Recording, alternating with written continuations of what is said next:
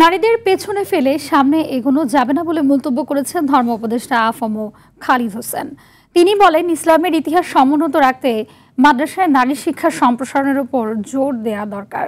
বুধবার রাজধানীতে হিফজুল কোরআন অ্যাওয়ার্ড 2025 অনুষ্ঠানে কথা বলেন উপদেষ্টা। নিব্রাস ফাউন্ডেশনের আয়োজনে এই অ্যাওয়ার্ড অনুষ্ঠানে শতাধিক হাফেজ ছাত্রছাত্রীকে পুরস্কৃত করা হয়।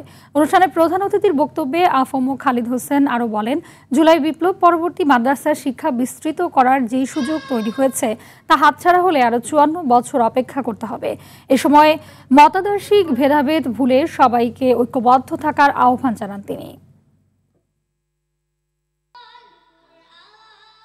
এই জুলাই বিপ্লব পরবর্তী সরকার জাতির জন্য সুযোগ এনে দিয়েছে, হাতে হাত ধরার, বুকে বুক মিলার।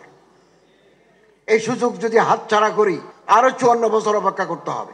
সব আমার দল করবে কথা নাই, সবাই আমার চিন্তাধারার সাথে একমত হবে কথা নাই, এবং আলাদা আলাদা থাকলেও জাতির দুর্যোগপূর্ণ মুহূর্তে আমরা রাজপথে আমরা হাজির হয়ে যাব, আমাদের দেখা হয়ে যাবে।